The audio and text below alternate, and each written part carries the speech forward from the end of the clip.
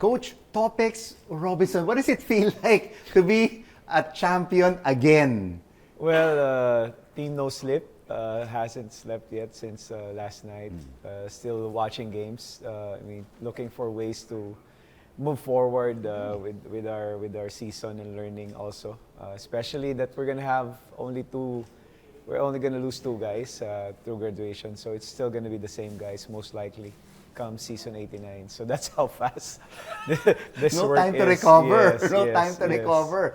Coach, I spoke with you exactly a year ago, and I greeted you happy birthday.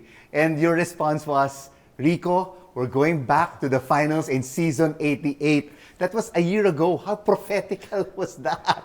Wow, it's just, a blessing to, having this conversation with you again, different outcome. So thankful and grateful that, we get to win the championship again. What a great Christmas gift, right, for you and the family to win the championship in season 88. How important is this for you?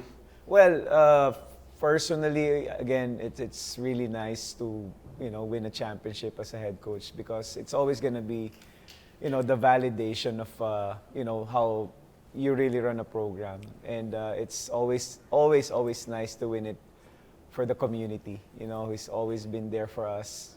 This season is, I would say, one of the, most, I would say, craziest season that I've been through in my coaching career, but I'm not gonna complain.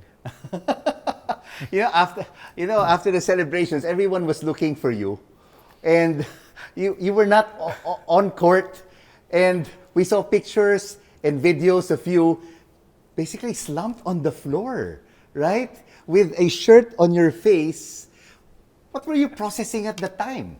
I really don't know that was happening. I never imagined that, the only time I got back my senses was when Manong Resti, told me to go back to the court. I was like, it was really a really emotional moment for me, to realize that this is really happening. Never in my dreams did I ever imagine that we're gonna win a championship after everything that has happened. It was really a surreal feeling to really be hearing our alma mater be sang first, which means you won the game. So, it just kind of dawned on me the stress, the anxiety, the fear, everything mixed up, and it just made me human. That you put in so much in that work, and you just see those things happening right in front of you. It's really something that never imagined in my career that I'll be in that situation. And as you said, season 88 wasn't smooth sailing. There were a lot of peaks and valleys, ups and downs.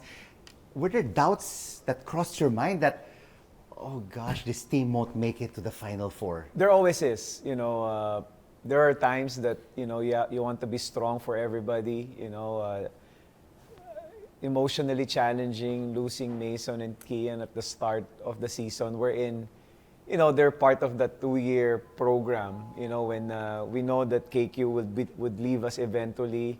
The recruitment started 2 years prior, and Kian and Mason were a major part of that rebuild, together with Jacob and Luis. So losing those two guys at the start, Mason only played 5 games, if I'm not mistaken. The next game we lost Kian, and it was really emotional because you know how much they sacrifice, losing 2 years of your eligibility just to be a part of this program is really something that they really put in. They really put in everything just to be a part of this DLSU program. So it was hard to lose them, and it came to a point, Rico, that both of them just almost gave up. Not only on the season, but kind of doubted, their own capabilities moving forward with their basketball careers.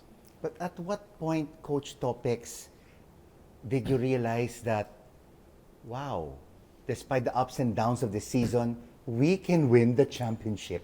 Well, it happened when we were in Boss Rafi's farm in Indang. That was the first time that the team was complete. I was telling myself, wow, we still have Mason. Oh, we still have Kian. Because that was the time we were like 16-man practicing, because obviously not having Kian and Mason kind of really shook the core of the team moving forward. Just like what I said earlier, that team was preparing for 2 years. So you already have a vision of the team that you want to see come season 88. And all of a sudden, those two foundation was gone. So when we saw it at the end of elimination, heading into the Final Four, I was like, wow, Kian and Mason are part of the team Yeah. pala. And it And just they're not changed. out for the season. It changed the whole Yeah. trajectory of the team, because we were able to balance again the rotation, back to its original form. So it was really something that kind of gave us an idea that, wow, we have a chance. And what was the hardest lesson that you had to teach this team in season 88 during the most toughest stretch of these 19 games? Well, it wasn't me the learning. It was everybody. I think one of the biggest victory of this season is we found our faith. When there's no one to hold on to, we just hold on to our faith, headed by Mike and Earl. Mike all of a sudden in one of our meetings talk about Jesus, and then talk about our journey, Yeah. talk about why we're here, talk about what's everything that's happening, ano ba to? So it kind of like, wow. And knowing that we only have us, Yeah. Yes, we have the support of the management, we have the support of the community, but during those times, those quiet times, we only have us, and that really brought everything together.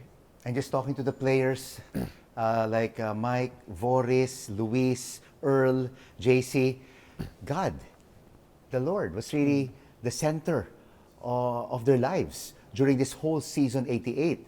And of course, with Mike now graduating senior, leaving the team, do you think that this could still pull the whole team together next season? I think the biggest, one of the things that we also do as part of our culture is to create leaders.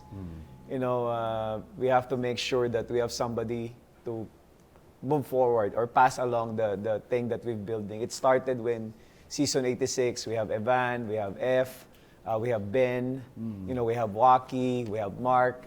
The same question that you're asking me now was how it's going to be passed on. And, we're fortunate that we have a good set of young men that are willing to pave the way for others to lead. But Coach, it's not all about basketball. For all your players, it's also about academics, being role model student athletes. How do you push them to have a future and have to have that mindset that they have to have a backup plan after school? We always talk about life, in general. Personally, basketball has been good to me. It's given me a lot. It got me through where I am right now, and I always tell them that this is something. Your gifts, use your gifts, to not only for you but for your families. Rico, what one of the things that I personally did and chose is to also go back to school. Just to show them how important it is to get a degree, not only as a student athlete, but get a degree at De La Salle University. And what's your favorite subject, Coach Topex? Wow, I'm where I am classmates with Mason and Jacob. Also with your players. Oh, that was always we really fight, as in bicker and fight. Like if my projects kami or assignment, we don't share notes. No. We compete. Recitation. Well, we're fierce competitors. But I really enjoy spending time with them in the classroom, because I'm not Coach Topex. I'm just student ID 122 20 28 43. So I'm not labeled as a coach. I'm just one of them, and I get to really appreciate or realize the sacrifices that a student athlete really needs just to do both, to be a student and an athlete. So ako na mismo yung nagsasabi that kasi I know the schedule, so if we have exams, ako na mismo nagsasabi na we'll take a little break from practice because exams are coming. So you don't have to ask me about it. Non-negotiable for us is if you have an exam, you have an important paperwork, you're automatically excused from practice. So academics is priority. Oh, yeah. And Luis also said that Yeah. academics They know that. and studies is really important over basketball. Yeah, we have to take out some players, some of our top recruits, because they don't get to realize the importance of studying and also playing basketball. So they know that, and I don't joke around when I say, if you're gonna fail, that's it for you. And Coach Topex, after winning the title, what is your biggest challenge right now for season 89? Defending the title or keeping that hunger alive? It's always keeping the culture alive. Our culture, when we do it right, is the byproduct of our culture is winning. When we set our vision, we're not talking about them 5 years or whichever, how many years they're gonna stay in our program, but it's really more of how they're gonna be better citizens of the nation, better Lasallians in the future, because there's again, I've heard a lot of stories of personal friends of mine that used to play in the PBA and now are even back or even worse than how they started, and I want to make sure that one of the things I really committed was to make sure that every player that's been under my care will have a chance at life. It doesn't mean that you're gonna be a boss or you're gonna make it to the PBA, but at least give a chance. And the only time you could have it is if you get the degree, and that's really something that's so important to me as well. So I make sure that it's a non-negotiable thing for us. What is your message to Sav Lucero, who said that LaSalle's is just showing up for the finals for attendance and not to win? I respect his opinion. I mean, that's his. And one of the good things about what he said is it was some of the things we talked about. How we have to earn the respect of not only ourselves, but the respect of others. And he's a grown man. He made those decisions, and as a grown man, he'll be responsible for it. But nothing personal, those conversations really happen, Rico. I mean, I'll never take it personal with anybody.